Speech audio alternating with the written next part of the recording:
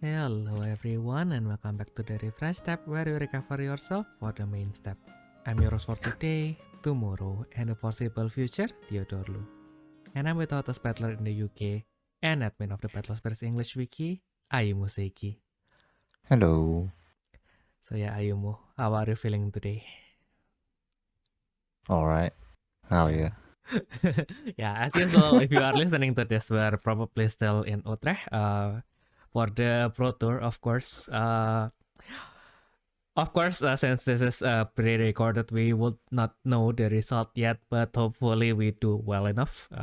Because especially for me, I wouldn't be able to afford the trip to the World Championship unless I got into the top 16. So that is the first step that I needed to pass.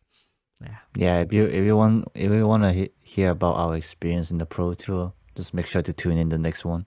Yeah. Subscribe. Yeah. Subscribe to the channel. Subscribe.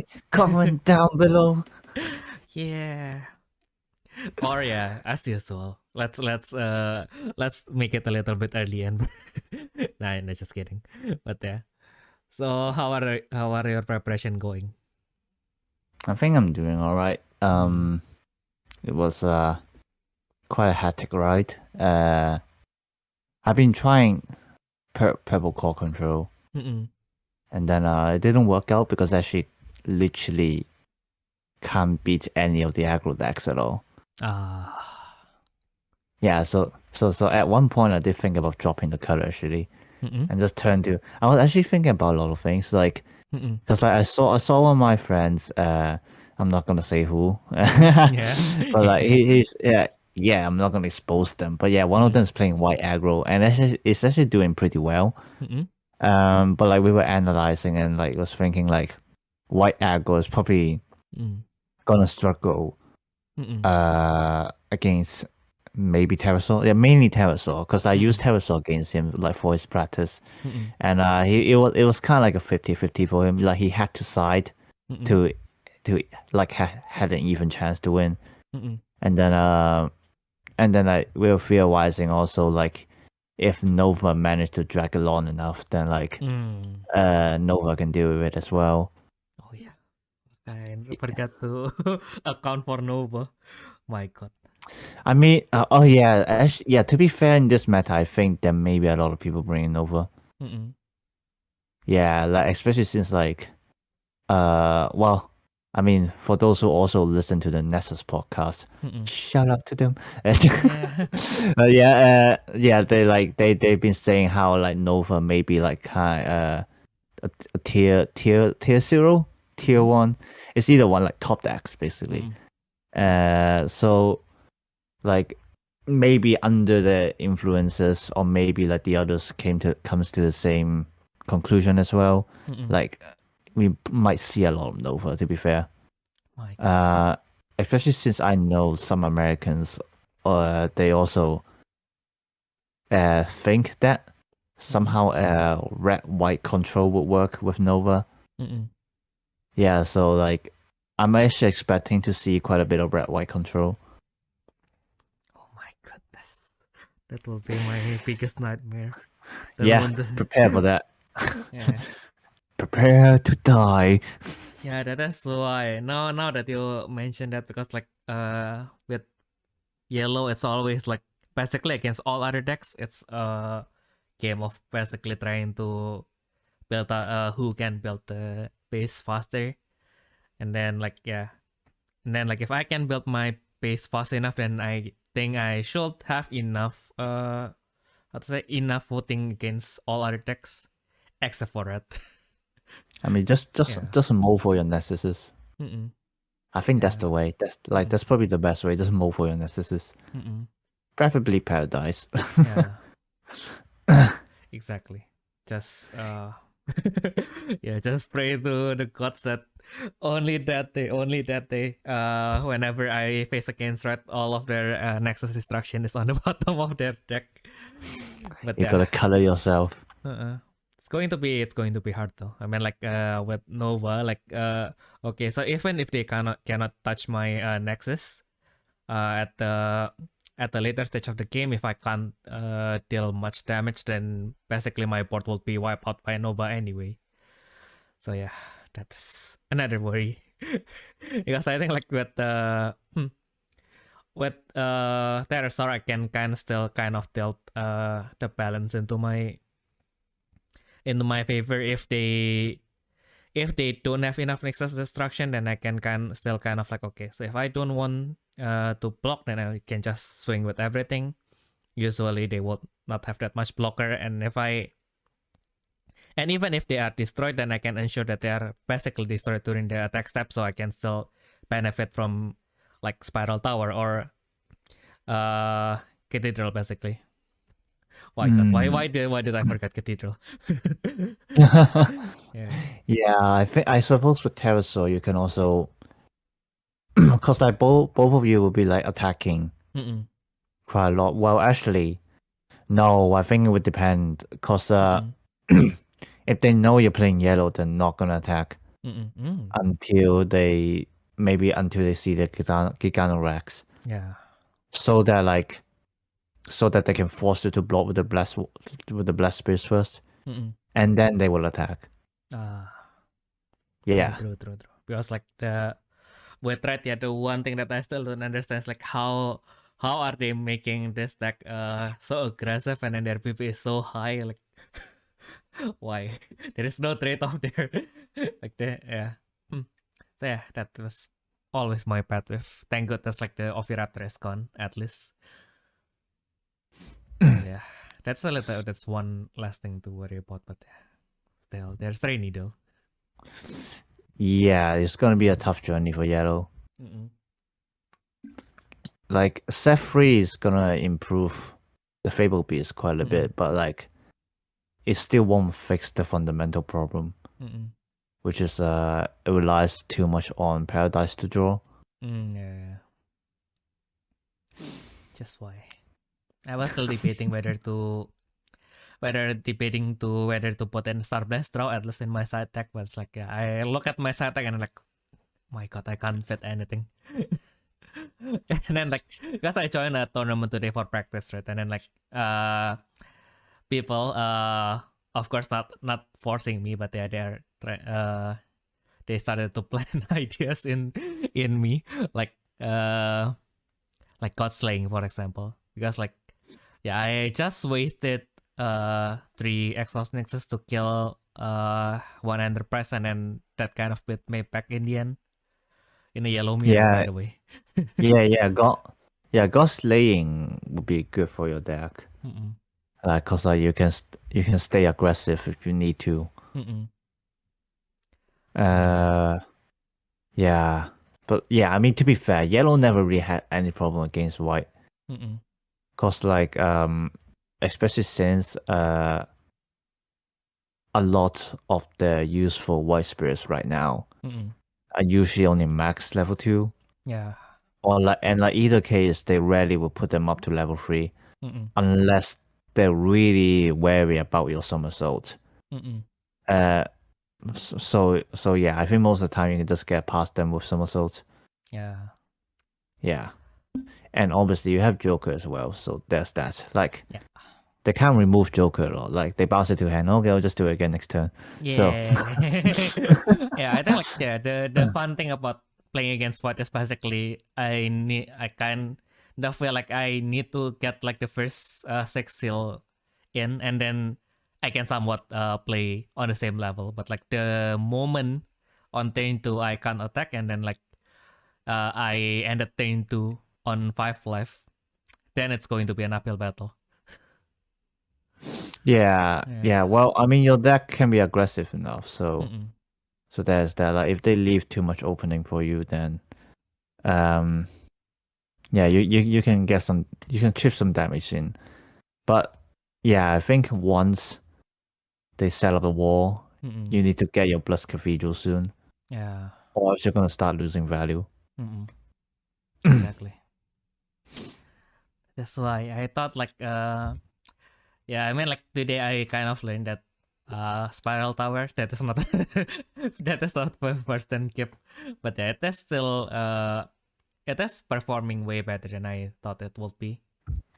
I mean, still, at the end, Spiral of- Tower is more for your Joker than anything else, really. I mean, obviously, if you get it out early, then like you can use it for other purposes. But like at the end, you only put 2 copies because it's supposed to be for Joker, and that's it. Yeah. I mean, I suppose you set up long enough with Blessed Cathedral and everything. You can maybe try to guarantee 1 call, 1 draw. Yeah. But that's about it. That's why it's still hard. Yeah. I don't know. Maybe like you can think about kind of like some other top end cards. Maybe not pure yellow. Yeah. Damn dying. Well, I mean, like I already have him, but yeah. Oh yeah, you do. In the side. I mean, I suppose it's fine with say this, right? I think by the time this is released, we either during the Pro Tour or finish already. Yeah. So, no one's gonna listen to this during the Pro Tour. Yeah. Yeah. No one's gonna. That is why. Yeah, that is why we are. How to say? Like we are giving you all of our secret recipes. This is where we can finally kind of like fan of. Okay, so this is what I am trying to do. And no one visits your channels anyway. Oh my god. Don't remind me that. I know that, but I know that, but don't remind me. My goodness. But yeah, I guess like me. I mean, like I guess that will we will probably be releasing this after the Pro Tour anyway, since apparently now our release schedule is on Monday anyway. Sorry about that. So if you guys enjoyed it to listen to it more during the weekend, hopefully we can rectify that soon. But yeah, for the time being, I guess that will be a Monday update.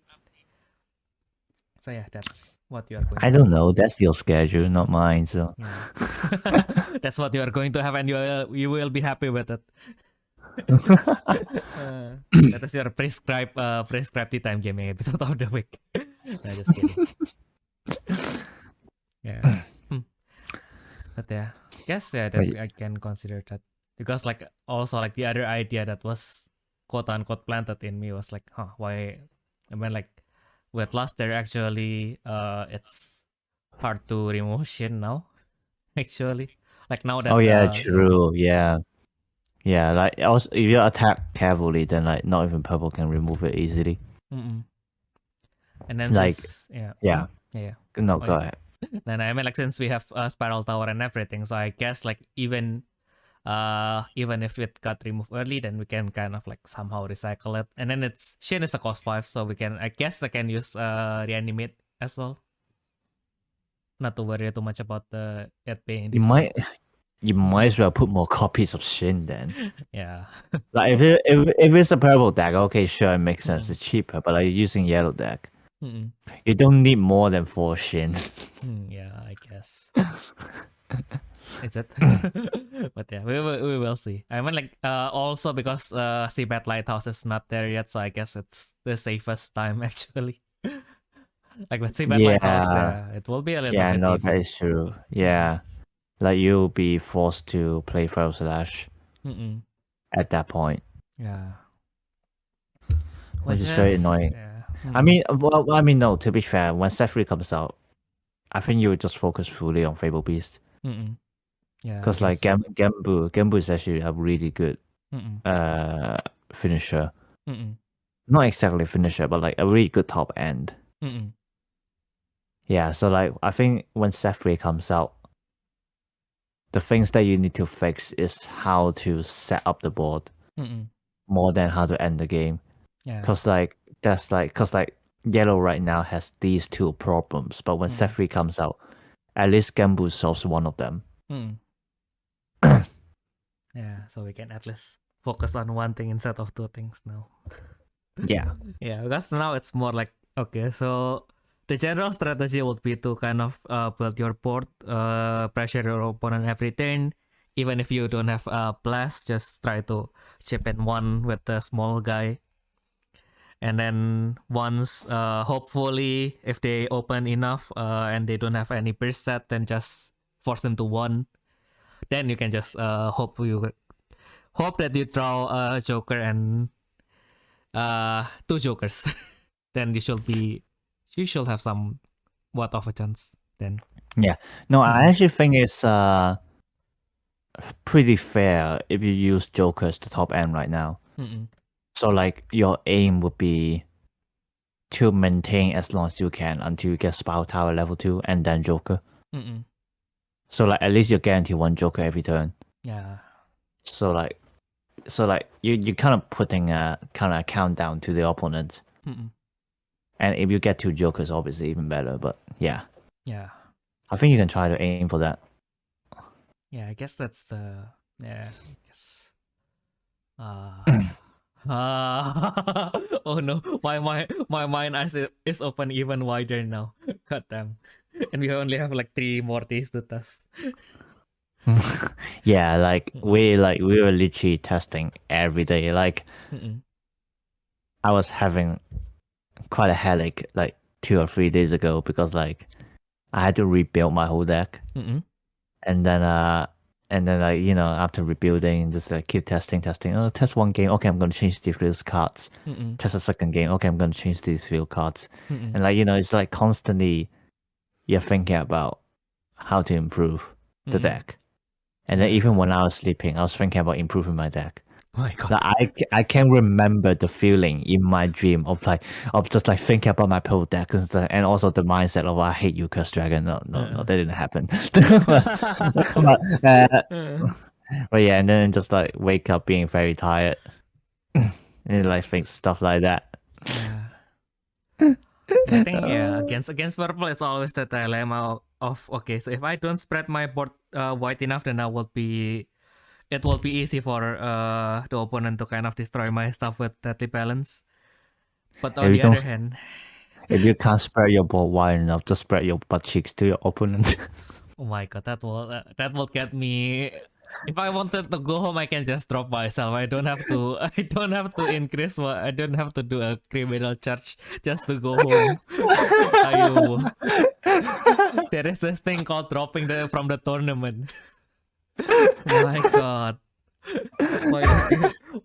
Even if you are so tilted inside within the tournament, you don't have to resort to committing crime just because you want to go home faster.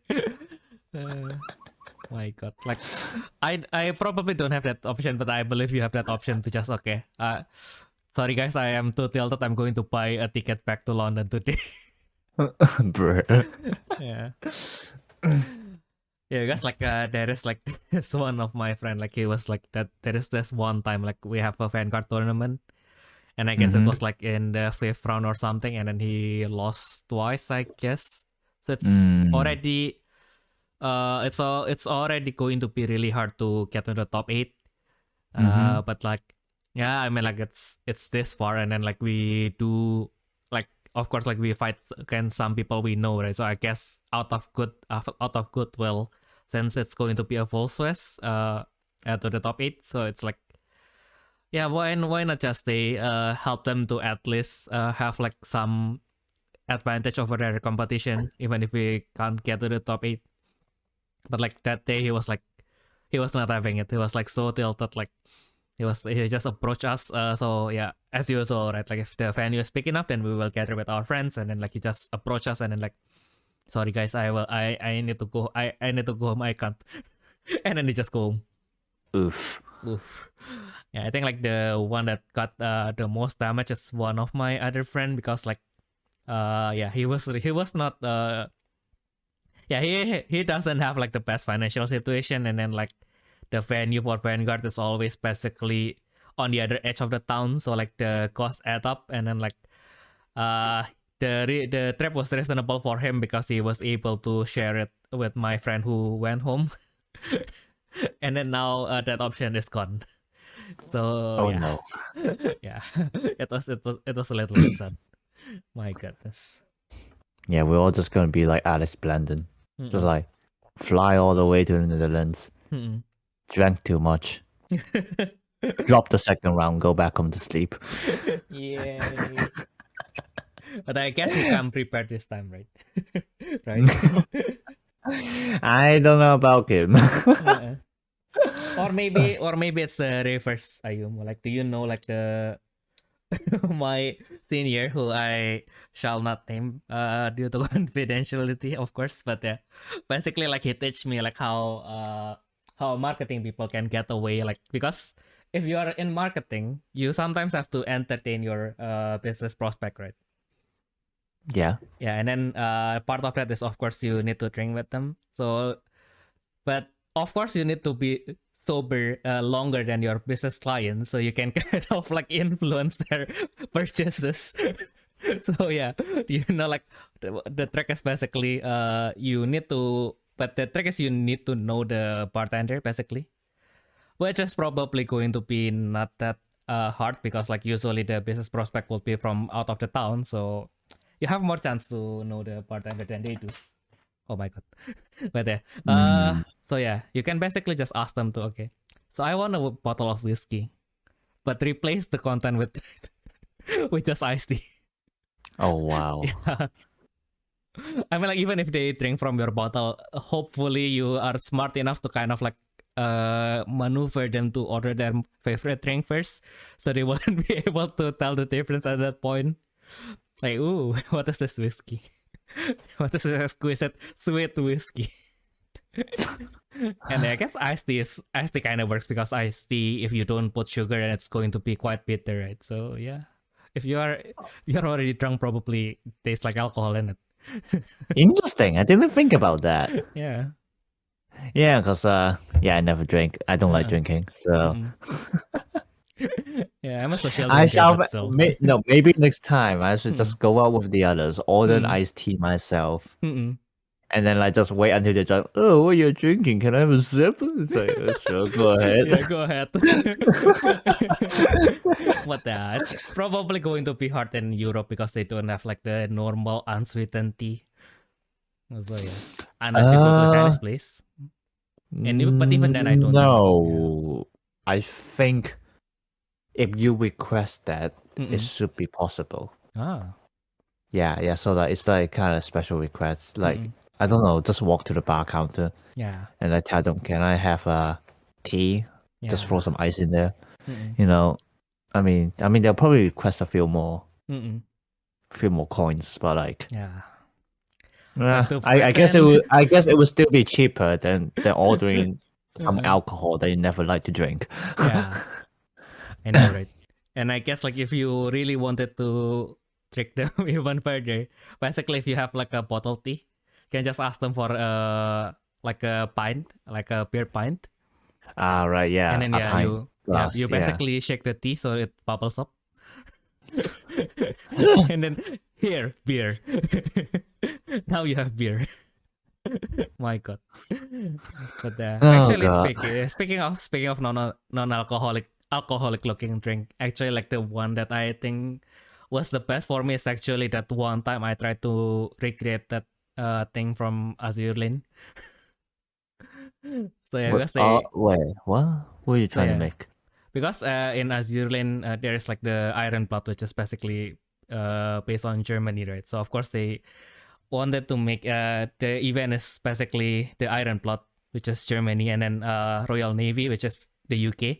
They were having an internal battle in which they both open a cafe, and then like basically since you are their leader, you got to see in the back behind the scenes that okay, so this what they are serving in their cafe, and then like in the Iron Blood cafe they have like this special coffee which is bubbly, and then like how can I make that? And then like one time I just just for fun I try to make it, but now I don't think I can make it and I don't know if I can still make it because it requires you to have like some kind of coffee machine that can put pressure into the coffee. So you have those kind of bubbly top. So that's what we call the crema. So basically the crema is pretty much similar to the foam in beer, right? So basically you make a coffee with crema, and then you put that inside, you put it into a glass that is full of ice, and then guess it's around 50-50 with soda water. And so yeah, basically because it's the water will kind of like mellow out, like kind of make the beer, the coffee a little bit clearer. And then since you already have the crema, it will look like a pretty thin, but like still look kind of bubbly. And then like, yeah, because there's soda as well, so there's the bubbly aspect from the fermentation, right? So yeah. And then because it's coffee, if you made it well, then it should be sweet enough, but still pretty much, yeah, it's coffee in it. It's the good kind of bitter, but like with the subtle sweetness. So it's the closest thing to beer that is non-alcoholic that I've ever tasted until I tried a local German beer that actually German non-alcoholic beer that actually tastes like beer. I don't like coffee, and I can't imagine adding bubbles to coffee. Just like make it like bitter, extreme, you know. Yeah, maybe you can. Yeah, I mean, like because I would not like to try that. I never finished a cup of espresso before. Oh yeah. Don't make me try that. I'll pour that over your Lamy poster. No, don't do that. Just for the announce that. Well, my God.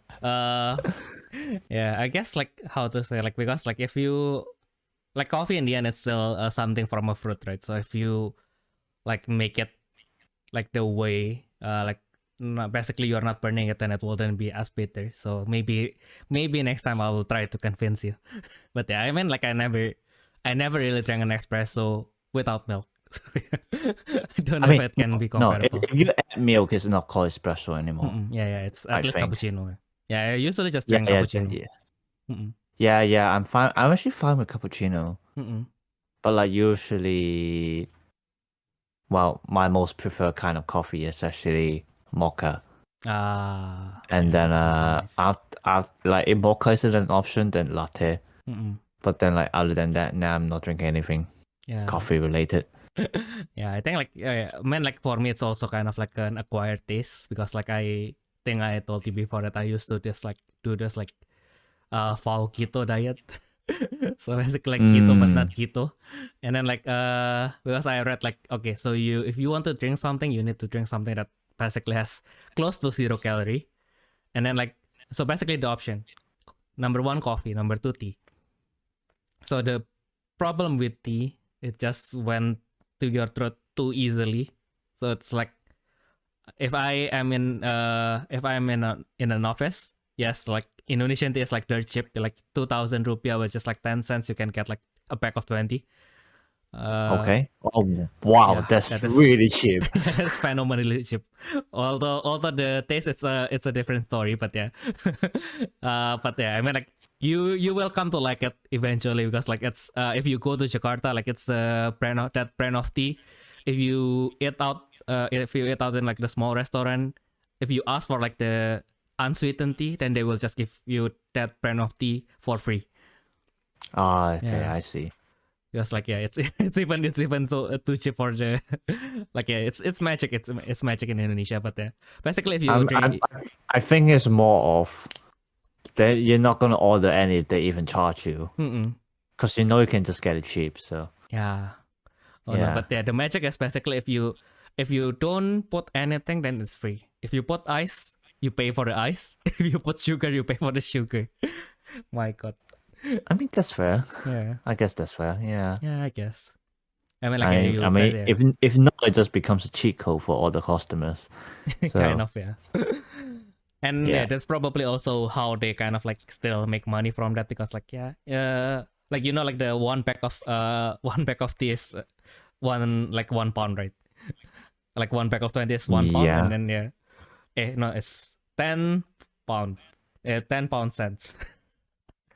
My God, how do a currency work? 10 you cents, mean like 10 pence? Yeah, 10 pence. Yeah. So basically, cents is $4. Yeah. Nice. I learned something new. But yeah, basically, if you order it with sugar, then it's also cost 10 pence. So yeah, basically one person order the sweet tea, it covers like for 19 other customers already. My God, magic. But yeah, where was I? Like, oh yeah, but anyway, like if I drink that shitty tea, it's still I will just drink it, and then it passes through my throat really easily because I was so used to that drinking that tea during my university years. It's like, okay, so this is not working. If I drink tea, then I will have to make tea every 15 minutes. So I tried to drink the coffee black. I didn't really like it. But that is bearable enough that if I just drink one sip and then I drink water, I have something in my mouth that I can tolerate, and it tastes like something. And eventually, I just try to, okay, so how can I make this better? Of course, in the end, I just gave up because like the way you can make coffee actually taste good without sugar, you kind of have to have lots of control, and yeah, in the end, you will that is too much effort to do in an office setting. I see. Yeah. So in the end, I just I think even with instant, actually, I kind of find like the quote unquote cheat code, which is basically since instant coffee basically dissolves in cold water. Basically, you put in a little bit of cold water first to kind of like shield the coffee from being burnt, because like it is instant coffee, it's already dried, so it's already burned to crisp.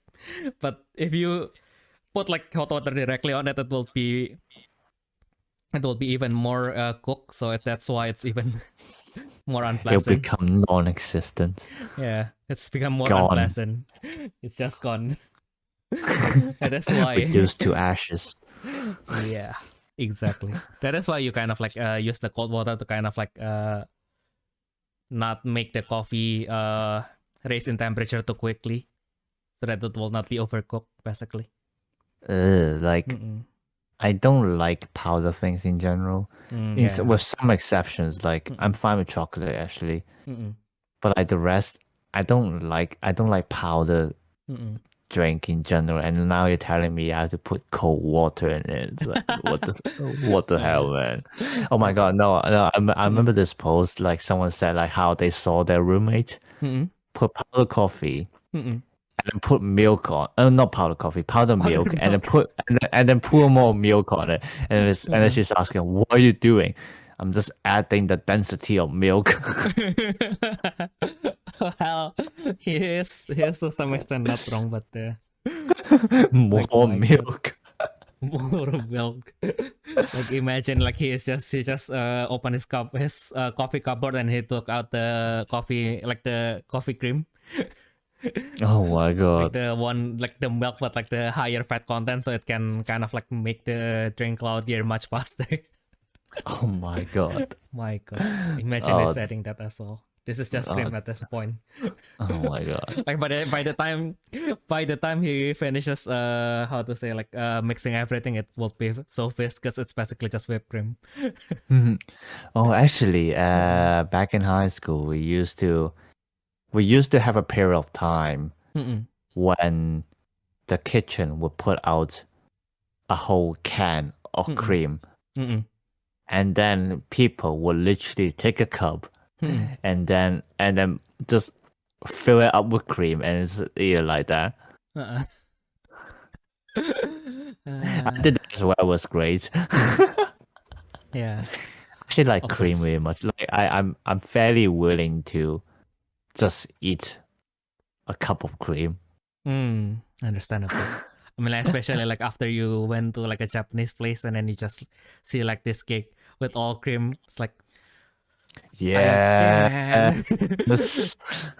yeah, I cannot buy this and buy something better for myself, or I can have this 3 kilograms of cream and 200 grams of cake inside my mouth. But like, actually, at one point of a time, I actually didn't like too much cream. When I was small, in Hong Kong, there was a local bakery brand, and like there was a period of time they released a series of cakes, but specifically 2 cakes. They call it the angel cake and the devil cake. Okay. And like, basically, the angel cake is literally smooth on the surface Oof. with white cream. Oof. And then like the devil cake is smooth on the surface with chocolate cream. Oof. And then so I want to try the angel cake. Mm-mm. So on my birthday, my mom bought it for me. Mm-mm. I ate one piece. I didn't like it. Uh, and then my mom was like, "What? I bought this whole cake for you, and you ate one piece, and you say you didn't like it." Because it's not like a small cake. Mm-mm. It's the big ones that you can slice into like 12 pieces, that kind. My God. I mean, obviously, like it was a party, so like the other people could finish it, but like it's just like how funny, like the birthday star ate the cake. It's like, nah, I don't like it. Yeah, it's really sad. But I think right now, I actually would be willing to eat the whole thing. Mm. And oh my god, talking about that, I realized that recently my cheeks have got a bit rounder. Ooh. I ate too much. Yeah. Now that you don't have much work. I mean, like Yeah. it's not like you're not doing anything, but I don't think you have a schedule now, right? No, I don't. Yeah, no. I mean, I used to practice kendo, like that probably kept me in shape. Yeah. But like, I stopped. Money reasons, and also those 2 hours in every week, I could have done something better. Yeah, but that's like when you factor in like some kind of exercise, and then you say like, okay, with this 2 hours I can do something better with my life, and then like, yeah, it's not even, actually not even 2 hours, it's 3 hours because they still have to include the travel time. Oh yeah, true.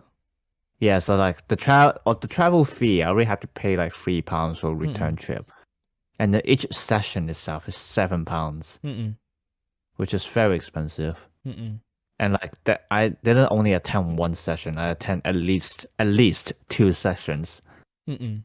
So that like so travel fee £6 in total, and then like the other session is actually only £4. So the £7 was just like really expensive actually. So like I'm gonna be spending literally at least £17 every week to practice kendo, and then that would also be like 6 hours. And I could have like written a whole chapter with 6 hours. So I mean, not that I've done that already because of all kinds of reasons, but I'm just saying I could have done that. Yeah. Man, like I guess like because like I think the gym near my house is like €20 per month. So it's like so you're paying €17 per week. But I guess it comes with the instructor, right? Or does it? Oh yeah, does it not? obviously, yeah. Like the well, we literally just call them senseis. We don't call them coaches or anything because Japanese thing. So but like they are some of the highest grades in England. So like they're actually very good at teaching. I mean, I like the sport. Like if one day I think I can afford the time and effort, I would go back. Yeah. But like right now, I want to prioritize on other things. Cause like the other thing is that like kind of the seniors make me feel a little bit uncomfortable because like somehow. I mean, because well, most people who have been practicing kendo, they're the kind who literally devoted their whole life in kendo. Oh. And they kind of wish the others to do the same. Oof. So like I guess you can just say it's like peer pressure. And like I don't like that atmosphere. So yeah, so I quit it. Nice. Like if I can find a bigger room to live in, I might do my own practice every day, to be fair. But right now, if I try to practice in my room, I'm gonna break the light bulb every time. Maybe it's time you get like some VR goggles and some what? VR goggles and then do the exercise in VR. But then you will then you will just measure a MacBook. So you get the VR goggle and then you do the swings. To be fair, I can think about that. I can think about that actually. Yeah, I think the only thing that is going to be a little bit not bad, but I mean like the thing that wouldn't be the same as the weight of the sword basically. I mean, actually, the weight is like partly why the training works. Yeah. Cause like we're supposed to hold the sword with just the left hand. Like I mean, obviously we're still gripping with the right hand, but like, well, we're not actually. Well, let's say this way: we grip it with the left hand, but we hold it with the right hand together. So like you're not supposed to use any strength on your right hand. It's supposed to only position your sword. And then like there was this one time, I don't know why she asked me to do that, but like we were like at like a friend's party, and then like one of the friends asked me to slap on her thighs just to see how hard I could slap. So I slap her with the right. This sounds so wrong, but yes, I slap her thighs with the right hand first, and then she was screaming, "Ow!" You know, it's like, my God. and then like after she cooled down a little bit, and then she told me, "Okay, now slap it with your left hand." Oh no. Imagine if we are starting the podcast with her and not me. Like you guys have a fallout and then you will just get cancelled like immediately. Oh god! Yeah, you can imagine that they are letter print on the side. My God. Holy moly. Like, why will they ask you to do that? Imagine if they secretly took a video of it and like, no, you will slap me on my thighs. I didn't do anything, and then he just came to me and slapped my thighs. My God. I don't know. She's not that kind of people. Like, Yeah, thankfully. she's like the cheeky ones, but like she's very kind and everything. Like just a nice person in general. Thankfully, yes. Thankfully, yes. I mean, if she's not, I wouldn't be hanging out with her. So Yeah, true. so that yeah. My goodness. But yeah, now since we are like we are all single, we can kind of like share the room. Like, but yeah, now I got like a random thought. Like, what if one day we all got blessed? Then like imagine we just book like the whole hotel because we actually need that space, and then the boys goes to the grand open, and then like all our girlfriends just went somewhere in the city together. And then we go home alone. Yep, see that we saw that coming. I should have spent more time with her. My God. Bruh. You gotta find yourself a gamer girl. Yeah. But yeah, I mean, like, I think in Europe it probably can work. In Asia, it's really scary to have like a girlfriend that actually plays the same game as you, especially if you play TCG. You left your girlfriend alone for like 5 minutes. Yeah, it's not pretty. I don't quite understand what you mean, but sure. Yeah, it's not pretty, but yeah, now I don't know. Like I feel like because we also hung out with like the girlfriend of our friend's brother, and then like, yeah, I guess like don't know, like it feels like actually talking to a friend. I don't know why. I don't know. It sounds misogynistic, but it feels different than in Asia. But really? I don't know. I mean, it's not like I can compare. Yeah. I mean, I know girls who play TCG, but not like someone's girlfriend. Yeah. Oh, because one of my my other mate, like, because back then there was like there was this period where for the top cut for the Bushiroad tournaments, there are three channels that work with the distributor to kind of like deliver like the top cuts, which is one of them is me. One of them like is Hyper Potatoes, which it's my other friend who I now have a parasocial relationship with. And then like the other one is and then the other one, he has at that point of time he has a girlfriend as well. So like I mean, like when we are in a business capacity, of course, like we talk to her like, okay, so she is part of the team, blah blah. But like okay, so if it's for me, it feels like okay, so she's my I already knew her, she's a friend, so that's not, that doesn't feel weird. But like if you, let's say, like meet someone else's girlfriend and like who you did not know that it is that guy's girlfriend, it's like, it's not like I am having weird thoughts, but it's like, yeah, feels weird like seeing them being flocked by people who are like, oh, so you also play this game, and like they try to teach them blah blah. Oh. Oh my god. Lol.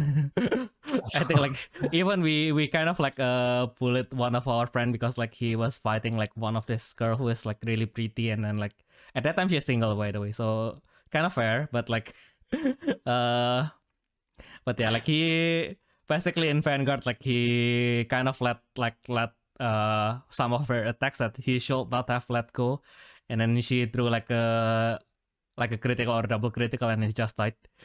Oh, bro.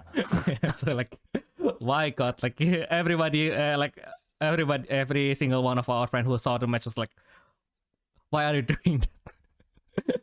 But yeah, okay. Like nowadays, say is like okay. I understand what you mean by difference now. It's not even just about girlfriend, just about I think it's seeing girls in general in TCG.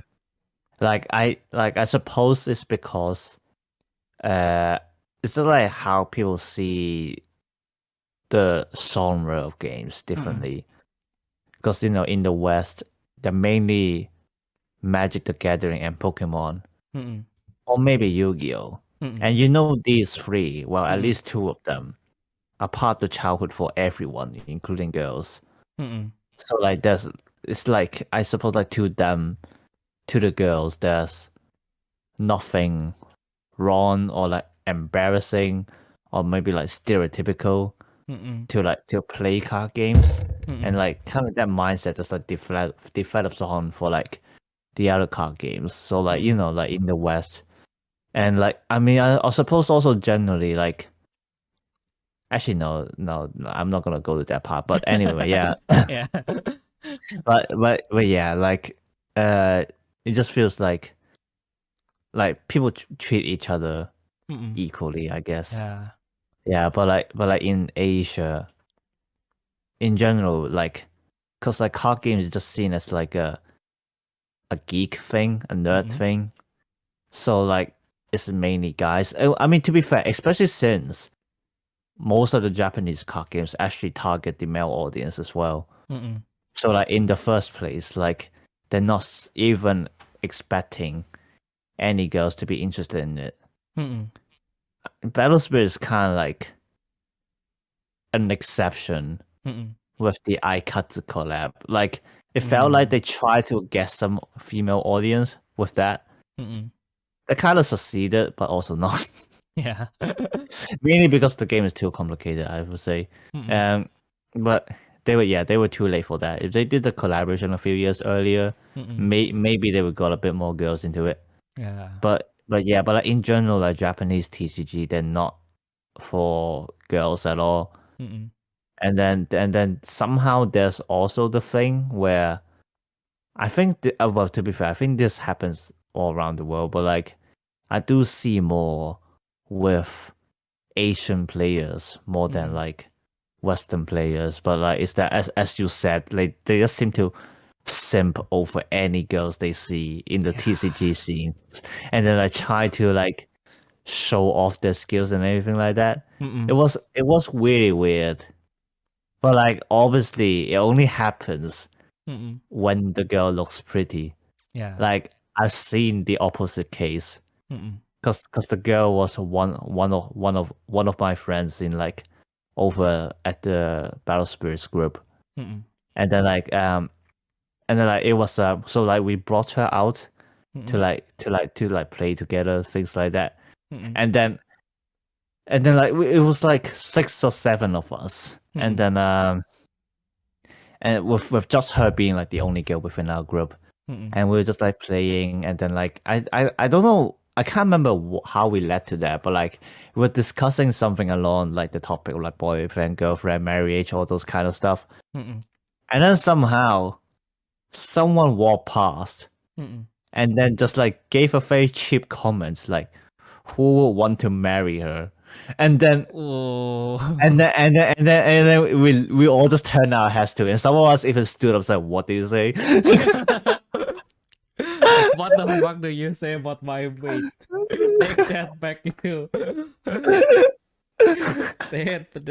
Take that back, you son of a watermelon. Yeah.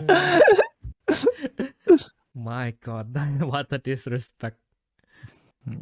Yeah, like they are. I don't know. Like they can be very disrespectful. Mm-mm. I mean, I always said that, like people in Hong Kong, like they're generally just very toxic at everything for some reasons. So Yeah.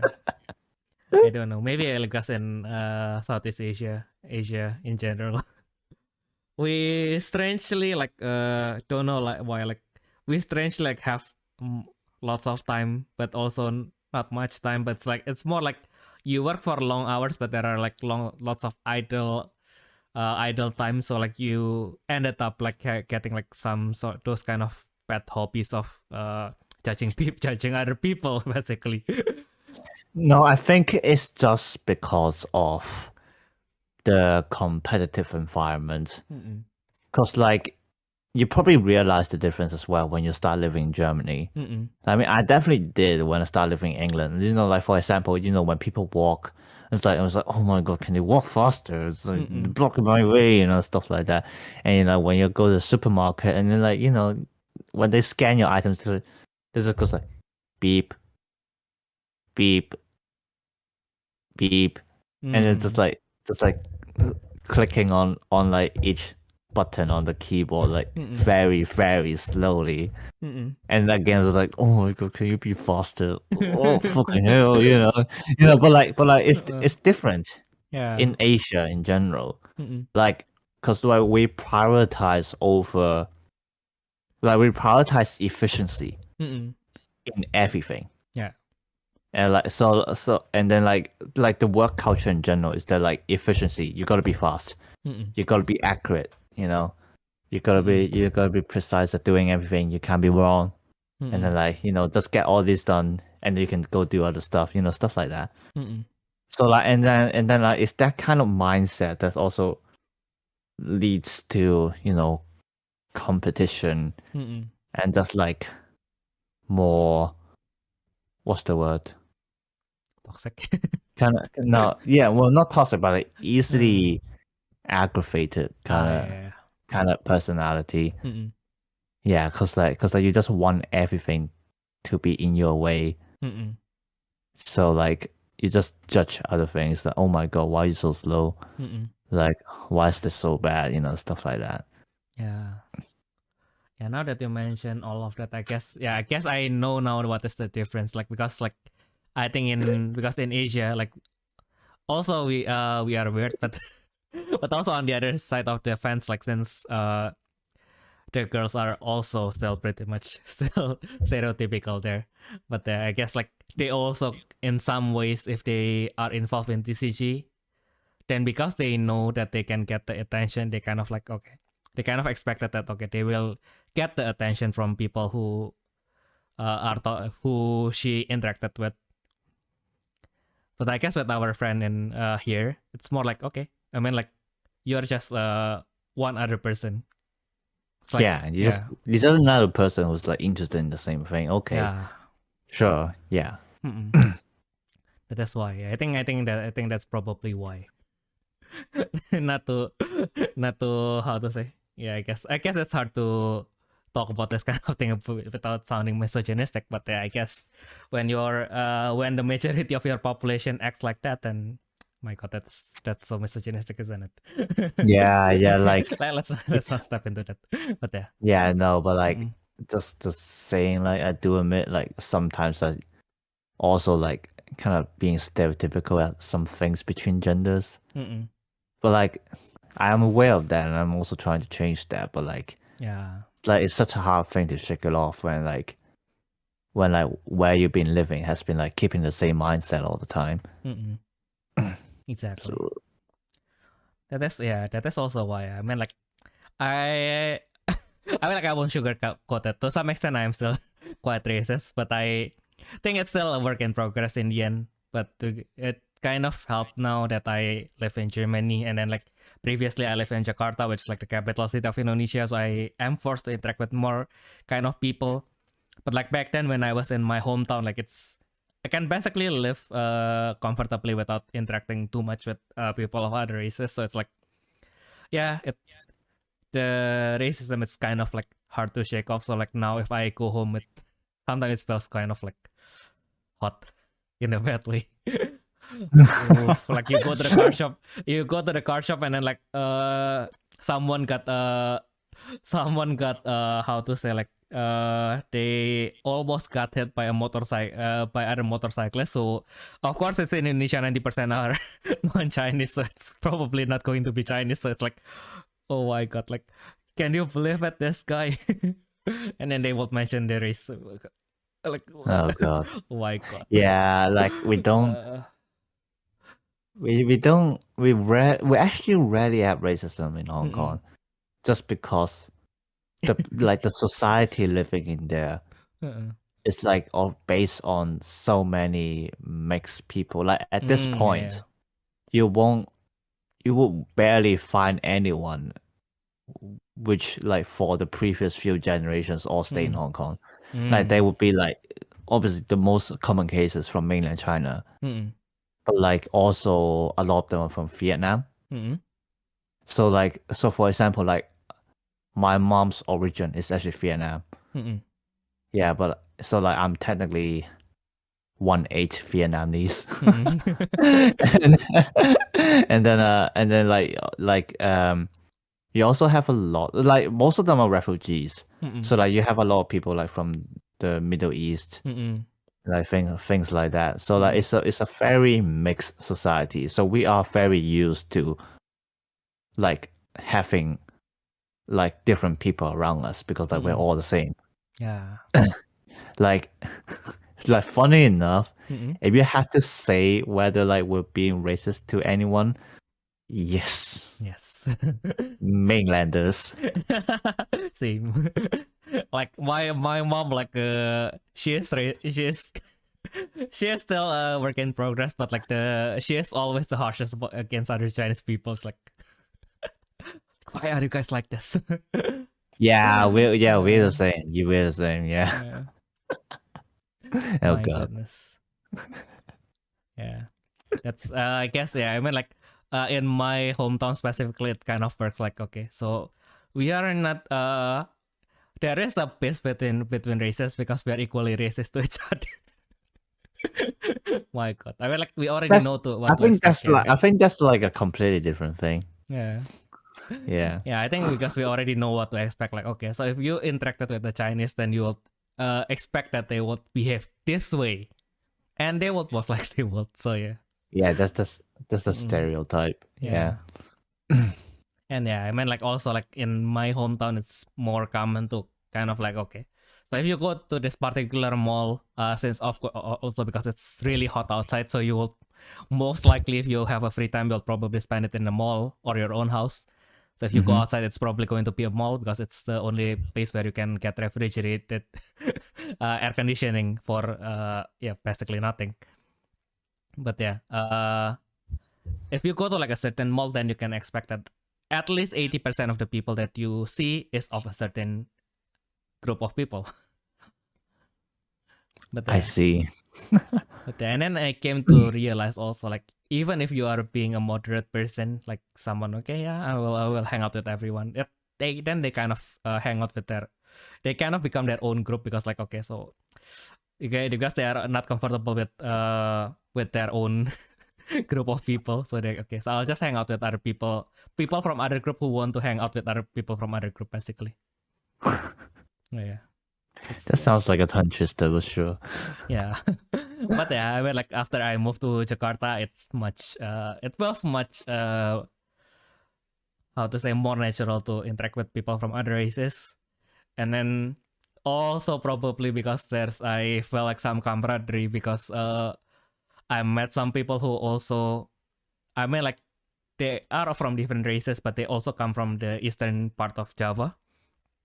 Because like in Java, basically there are kind of like 3 major races. Well, maybe so actually 2, but like there are 2 small races in between. So there's the Javanese and then the Sundanese. Basically, Sundanese is there mainly in the West Java.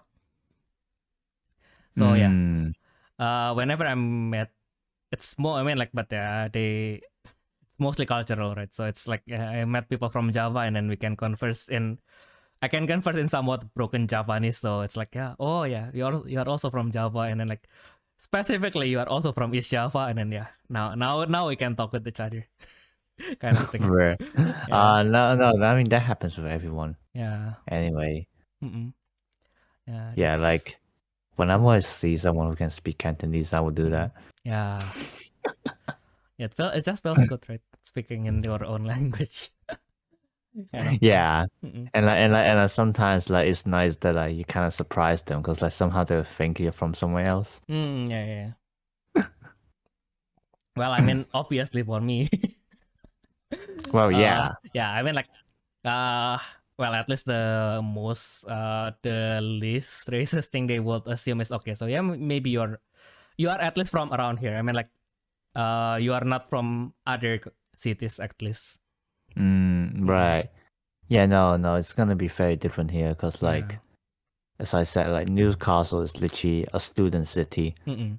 So Oh that you yeah. will you expect to see like just a lot of different people from everywhere. And like most of the time you probably assume they're students. Yeah. Yeah. I mean technically, I mean obviously I'm also here because I was studying, so like I'm one of those people, but like it does become harder for like the others to recognize whether you're you're actually native in the UK or you're from somewhere else. Yeah.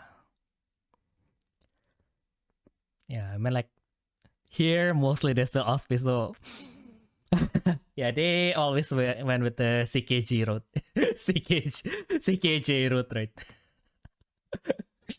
Okay. Yeah, I mean like yeah, CKJ. So yeah. Are you Chinese? No. Are you Korean? No. Okay. So are you Japanese?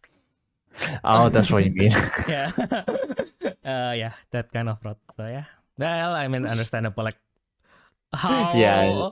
how often would you see an Indonesian in Germany, much less a Chinese Indonesian in Germany? No, I actually now that remind me, it's so funny how cause like I was the president of the Kendo club, and obviously since I practice Kendo, and then like, I have quite a few anime things on me, and then like you see my hairstyle, like my ex-girlfriend actually commented I actually look like a samurai. What the hell? Nice. But like you could expect like for like a lot of people just assume that I'm Japanese. Unless I know.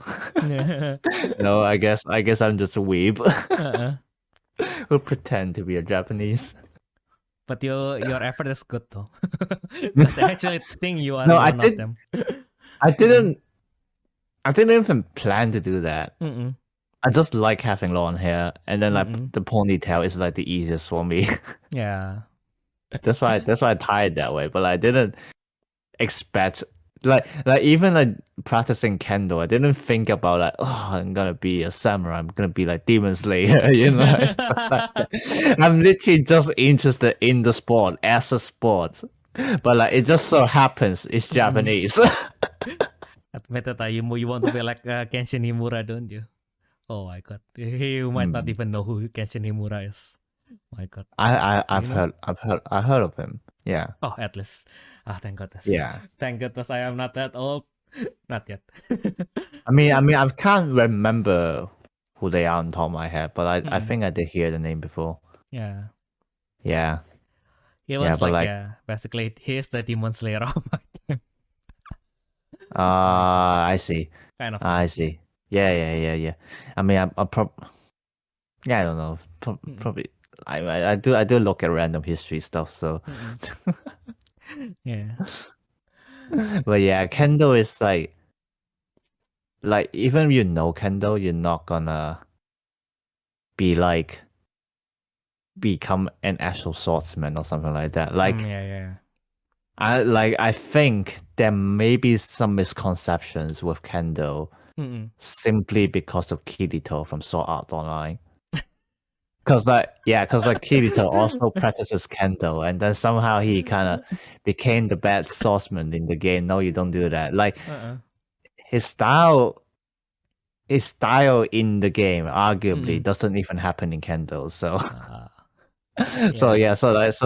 like you can say like the author basically just found a random reason. I mean, obviously like Kendo will still help you to understand some of the bases, which can be helpful in using a sword in general. Like I can see the difference because I also know how to do fencing.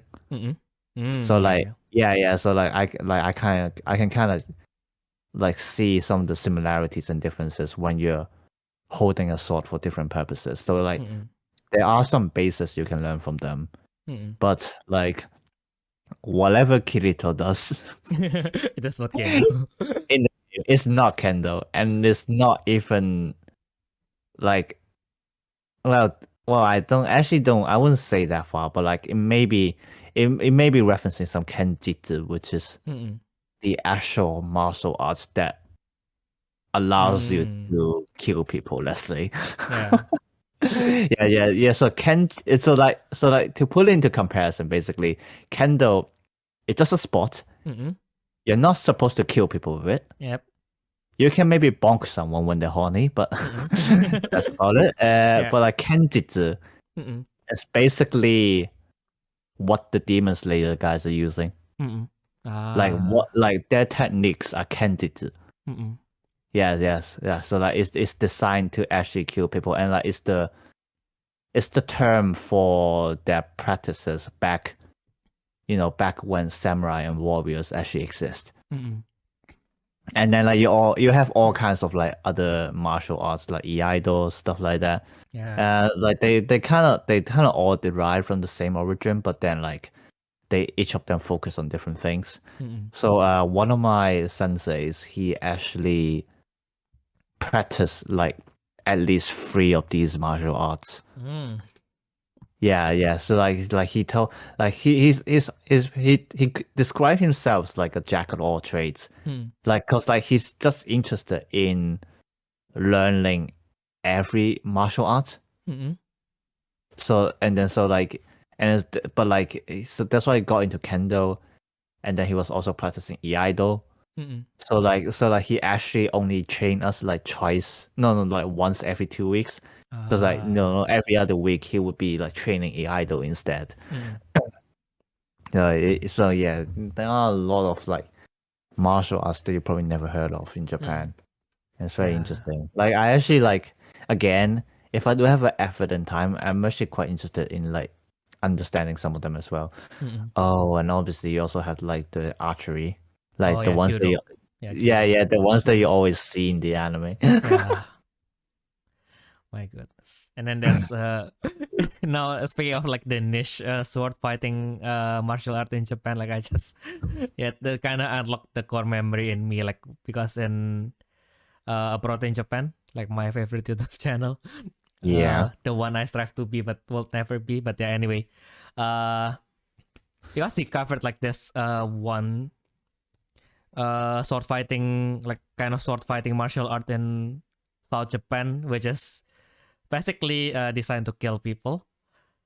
And if you compare to like some kind of other martial arts, I think like if you are well-rounded, if you are an all-rounder, like your sensei is basically like playing mid-range in TCG, right? And then this particular martial art is basically like playing aggro. Like because, they had differences. Like because, so like we have another kind of martial art that's not related to swords, but it's called jiu-jitsu. Jiu-jitsu. Jiu-jitsu, which is like literally focuses on defense. I think in some sense judo is also mainly on defense, isn't it? Yeah. Like they have a lot of categories. It's very interesting. Kendo. If you had to put Kendo in these categories, then like it would literally be aggro. I guess, yeah. Yeah, like even like so like another thing which I didn't understand before, and I'm not sure if like other martial arts would also like do similar things, but like at least with Japanese martial arts, they don't just train your kind of like physical skills. They kind of also want to train your mindset. So with Kendo, for example, I can't remember if I said this before, I've explained this before, but so in Kendo, in order to score a point, you can't just hit them at the right place. Okay. There are 3 things that you have to do at the same time. Okay. And yeah, so like okay, the first one is hitting at the right place. The second one is stomping at the right timing. So because like the way is like you're supposed like so like you can imagine like the way you swing your sword is actually like holding a fishing rod. You know, the moment when you throw the string into the water. That's roughly the motion you use when you hit someone. So like when you swing that sword, you're supposed to also lift your right leg specifically because it's always going to be at the front. And then when you hit them, you also have to stomp at the same time. And then the third thing is shouting at the same time. Yeah. So like they want you to do that because they want you to also express kind of your intimidation. I think that's the word. Yeah. Like just kind of your fierceness in your attacks. Yeah. And so it's really just like training your mind. And like obviously because with Kendo, you're supposed to be like obviously there are some defense techniques, but at least for the clubs I went to, they deliberately not teach those at all. At least not to like the new practitioners, because they want us to attack all the time. Like especially since like you know, when you first start a martial art, like often you'll be too afraid to do anything at all because you know you're scared to get hurt. So like so it's a natural instinct. So instead, like on the other way around, they train you to not think about that. So like they would train you to focus on their openings. If they ever attack you, deflect them, not just block. Things like that. So it is a very aggressive martial arts. And then like it's very interesting because like I trained it for like I've practiced Kendo for 1 year, and I can feel like how my mindset being changed just because I do practice the martial art. Like you know, like the most obvious like, examples, situations, just like you know when I'm wondering about something, you know, just like yeah, fuck it, I'm going for it, you know, stuff like that. Yeah, because like this niche maybe why I'm playing Saga right now, to be fair. Probably see the game. Oh, it has competition. Fuck it, I'm going all in. Exactly. Like you are talking about like how your senpais are like devoting their whole life in Kendo, and then now there is you here devoting your whole life to BSS. My God. Basically, yeah. Yeah, so yeah, I actually do like kind of like martial arts in general. Like it's nice that like they're not just focusing on kind of the physical techniques, but like also like everything about you, basically. Yeah, you kind of like now that you talk about all these mindset things, kind of unlock another core memory because like I mean like I'm a and like I probably say too many times that I'm a Catholic, but there is this one time in the university like where I actually am interested in joining like the kind of like the Catholic religious group, less because it's a Catholic religious group and because they offer like this martial art class That is like the okay. yeah, that is stitch for the basically like for the people who live in the temple to kind of defend themselves, kind of thing. Oh, okay, Yeah, okay, yeah. that makes sense. Yeah, Yeah, although it's they say it's less about you made you made me think of like the kind of like what the 18 monks in like Buddhism or whatever they're called. yeah. Yeah, I Like guess so. it's always a joke in like Mm-mm. kind of in Chinese movies, but I can't remember. I don't know what they're called in English, and I don't Shaolin. know that. Yeah, Shaolin. I think Ah, Shaolin, yeah. Shaolin Temple. yeah. Like those people. Yeah, Uh-uh. yeah. I don't know their origins, but like I just like when I was small, I just found them funny. That's it. Yeah. No, especially Yeah. since it's like because like especially since like because like they always appear in comedy, and then like they deliberately would have one of them Mm-mm. holding a folded chair. And then basically his technique is hitting you with a folded chair. Why? I, Why? I, I don't know. I'll find some clips for you later. It's actually really Okay. funny. My God. But yeah, so yeah, that was our basically us spilling the tea to kind of fan off before the Pro Tour and also talk about the sports that we like more from Ayumu about the sport. But yeah, I guess if you guys want us to talk about other specific things or more, or maybe just tell us to talk more about BSS and less about other things, we might not be able to comply to everything, but you can always send us an email at therefreshsteppodcast@gmail.com. So yeah, I guess that has been everything that we can share for this week. It should have been a pretty short backup episode, but turns out we had too much fun. So yeah, here you are, a full episode as usual. We hope that you guys have a nice week going forward, and we'll see you all in the next turn. Bye bye. Bye bye.